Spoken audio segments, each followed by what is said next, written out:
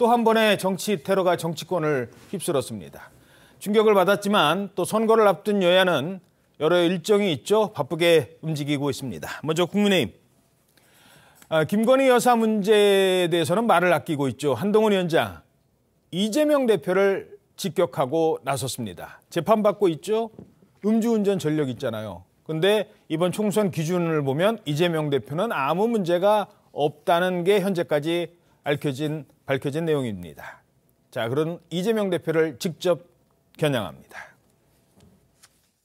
5가지의 어떤 범죄라든가 이 파렴치한 행위를 컷오프의 조건으로 삼겠다는 것인데요. 저는 대단히 놀란 것이 그 조건에 어디에도 이재명 대표는 해당되지 않는다는 겁니다. 그렇게 만들기 정말 어려울 것 같거든요. 제가 한 달밖에 안 됐지만 정치란 기본적으로 국민의 마음을 따르는 것입니다. 우리는 진짜 할 것 같지 않습니까?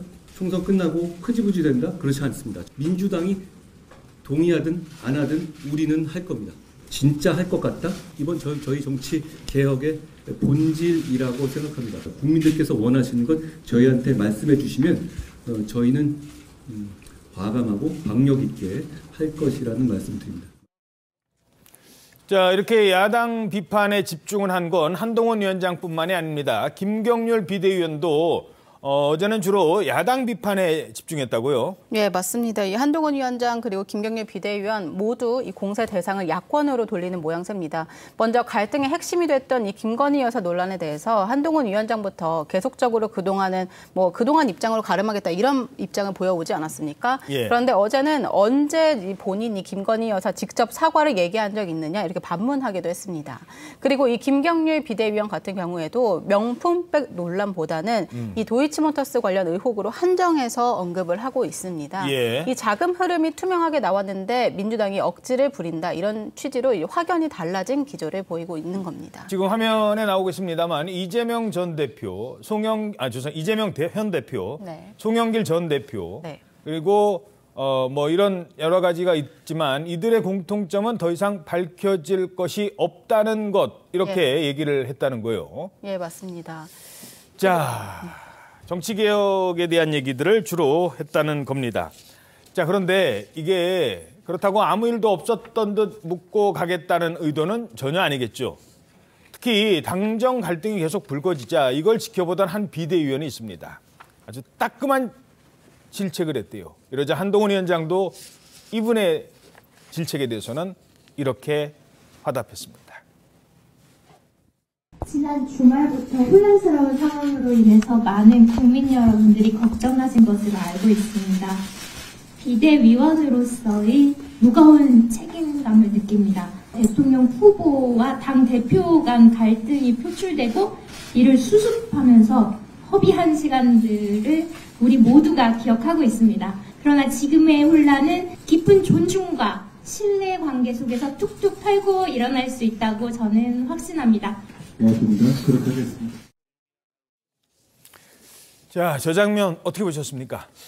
글쎄요, 그래도 지도부 내에 쓴소리를 하는 사람이 저렇게 있다는 것, 좀 비판할 수 있는 사람이 있다는 것은 민주당 입장에서는 저희 당도 저런 사람이 좀 필요하지 않을까라는 생각을 하게 합니다. 하지만 제가 지적하고 싶은 것은 국민의힘에서는 지금 어떻게 보면 그 김경률 비대위원을 포함한 일련의 그 논란을 통해서 국민의힘의 가장 큰 리스크인 김건희 리스크를 많이 축소시켰다고 저는 생각합니다.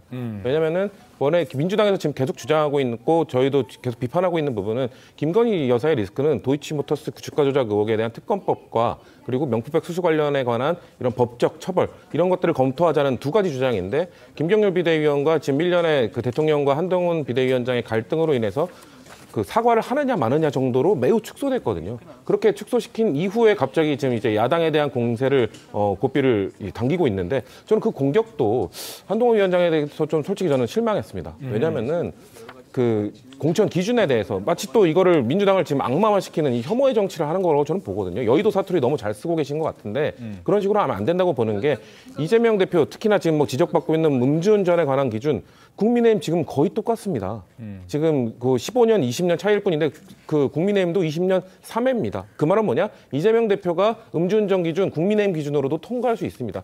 그렇다면은 한동훈 위원장은 상대 정당에 대해서 악마화시키고 이재명 대표의 맞춤 공천 기준 아니냐 이렇게 비판할 게 아니라 우리 국민의힘은 좀 더 좋은 기준을 하겠습니다라고 해서 좀 더 좋은 정치라는 경쟁을 좀 했으면 좋겠는데 상대 정당을 이렇게 비난하고 악마화시키는 정치를 했다는 점에서 저는 좀 비판받아야 된다고 생각합니다. 예. 자, 한동훈 위원장 최근에 근데 이 사람을 만났대요. 아주 조용히. 누구였을까요? 아마 저분이네 하실 겁니다. 얼마 전까지만 해도 바로 뉴스의 중심에 섰던 바로 이분입니다. 최근에도 만났어요. 예. 원래 여러 얘기를 했죠. 예. 제가 이제 해온 일 또 잘 바탕을 받아서 저는 또 고마움을 표현했어요. 네. 바탕을 잘 받아서 너무 잘하고 계신다. 예. 힘내시라. 네. 그 혁신 의원들이 컨트롤이 잘 안 됩니다. 예. 아마 뭡니까 비대위원들도 컨트롤이 잘 안 될 겁니다. 위원장이 욕을 다 먹거든요. 그거 가지고 또 같이 웃기도 하고 또 본인이 저한테 좀 도움도 많이 요청했고. 임요한 전 혁신위원장을 만난 거예요. 한동훈 비대위원장이 조용히 만났고 나중에 알려졌어요. 자, 이 시점에서 두 사람이 만났다. 어떻게 보십니까? 그래서 임요한 전 혁신위원장은 혁신위원회를 그만두고 나서는 사실은 뉴스의 중심에서 완전히 사라졌죠.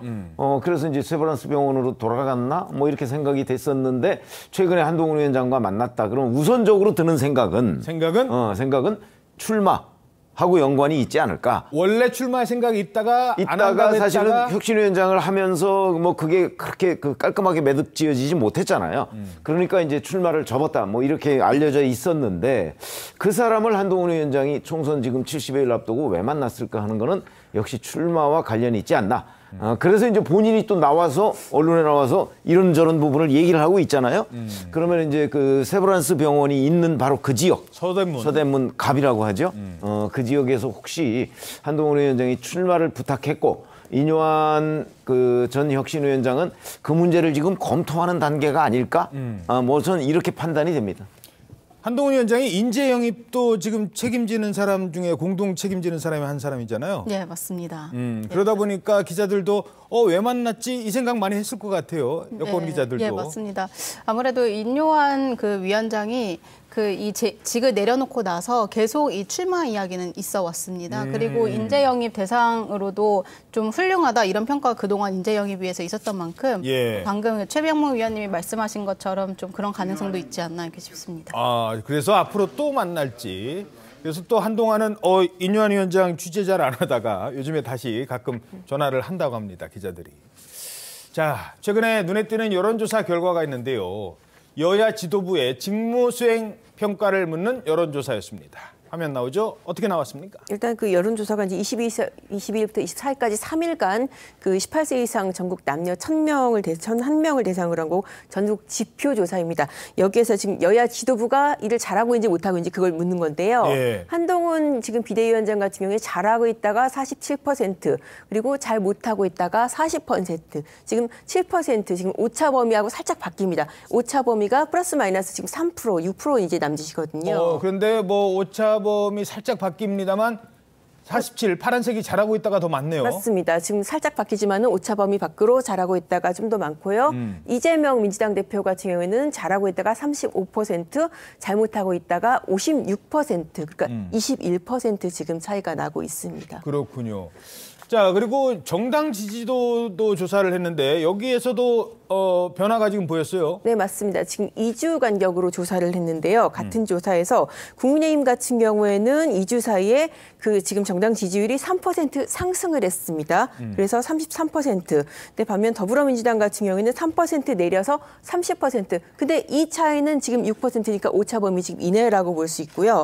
그래서 어쨌든 오차 범위 이내지만은 그 격차로 1, 2위가 엇갈리는 그런 결과를 나타냈습니다. 조사 기간이 눈에 띄어요. 22일부터 24일이라고 하면 지난 주말에 사실상 당대표죠. 한동훈 비대위원장 물러나라. 사퇴 못합니다. 요 얘기가 알려진 다음에 조사라는 말이에요. 그게 이제 그 상황이 반영이 돼 있다. 이렇게 말씀을 드릴 수가 있겠고, 한동훈 비대위원장이 김건희 여사 이 명품 파우치백 이 논란과 관련해서 국민들이 걱정하는 부분이 있다고 얘기한 지는 벌써 한 일주일 정도 됐거든요. 그러니까 이런 효과들이 저는 다 여기에 반영이 돼 있다고 보는 거죠. 그동안에는 이제 한동훈 위원장의 개인적 지지도는 올라가지만 이게 당으로 전이가 되지 않는다. 이렇게 지적이 많았잖아요. 그런데 한동훈 위원장이 김건희 여사 명품 파우치백 얘기를 하고 난 뒤부터는 오히려 일종의 그 전이 현상이 저는 벌어지고 있다고 해석을 합니다. 그거는 무슨 얘기냐면 한동훈 위원장이 윤석열 대통령의 아바타라는 공격을 민주당으로부터 받고 있는데 예. 그동안에는 그 공격에 대해서 전혀 제대로 된 목소리를 내지 못했잖아요. 그러니까 이게 한동훈 위원장 개인 지지율이 이쪽으로 옮겨가지 않았는데 이제는 바로 그 명품백 문제에 대해서 언급을 함으로써 약간 용산 대통령실과 차별화가 진행이 되고 있는 듯이 이제 유권자들이 느끼는 거죠. 저는 그 부분이 이제 이렇게 표가 옮겨가고 있는 현상이라고 봅니다. 자, 하나 더 질문죠. 한 분 더 질문 드리겠습니다. 자, 그래픽 다시 한번 보실까요? 자, 윗줄에 계신 분 얘기는 했어요. 자, 아랫줄에 있는 이재명 대표와 관련된 요거는 이제 그렇게 해서 올라갔다는 거고 이재명 대표는 최근에 테러까지 당했잖아요. 네. 그러면은 이제 많은 분들이 지지율이 급상승할 수도 있다라는 얘기가 있었는데 큰 변화가 없어요. 보통의 경우에는 이제 정치인이 피습을 당하면 이제 그로 인해서 우선 뭐 좋지 않은 뉴스이긴 하지만 여튼 많이 알려지게 되잖아요. 피해자잖아요. 그리고 이제 피해자라는 관점에서 보면 약간의 동정심까지도 있어가지고 올라가는 게 정상입니다. 근데 이재명 대표의 경우에는 그것이 오히려 부산대병원의 서울대병원 전원 문제, 그다음에 헬기 이송 문제, 뭐 이런 거에 대한 이 논란으로 인해서 특히 아마 부산 지역에서 뭐 좀 부정적 평가가 꽤 있었을 것이고 그런 점들이 전체적으로 반영되니까 본인한테는 도움은커녕 오히려 마이너스 요인이 되고 있다 이렇게 봅니다. 자, 그러니까 한 사람은 지금 대통령이 사실상 대통령의 뜻 아니겠습니까? 대통령이 사퇴하시오 해서 저 못 물러나갑니다. 버틸 거예요. 이랬는데 오히려 지지율은 올라가고 한 사람은 지금 흉기로 피습까지 당했는데 지지율에 별 변화가 없고 좀 이해가 안 된다고 할까요? 이런 측면 어떻게 분석하시겠습니까? 일단 한동훈 비대위원장이 취임한 지 지금 이제 한 달 겨우 지났잖아요. 아무래도 허니문 기간도 반영된 것이고 그리고 일단 차별화에 성공한 것도 있다고 봅니다.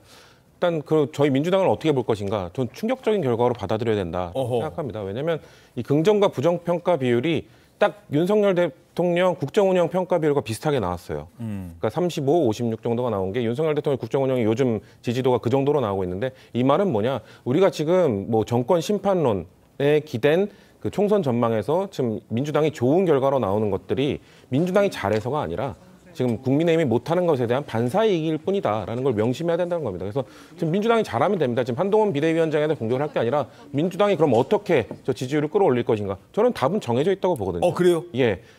이제 이재명 없이는 안 된다라는 얘기로 이재명 대표에 대한 뭐 비대위 전환에 대해서 반대하지 않았습니까? 이제 전환해야 됩니다. 이재명만으로는 안 된다는 거를 여실히 알고 이재명 대표와 다른 목소리를 내는 사람들을 포용할 줄 알아야 되는데 지금 친명을 자처하는 분들은 그걸 고립시키고 있거든요. 오히려 반대로 이재명 대표와 다른 목소리를 내는 사람들을 막 쳐내고 뭔가 민주당스럽지 않다고 하고 이럴 것이 아니라 포용하고 같이 가야만 지금 반사이익에 기댄 총선 전망을 좋은 전망이 아니라 진짜 민주당이 잘해서 좋은 전망을 받을 수 있는 성적표를 받을 수 있기 위해서는 저는 결국 이재명 대표가 좀 목소리를 내줘야 된다고 생각합니다. 아하, 그렇군요.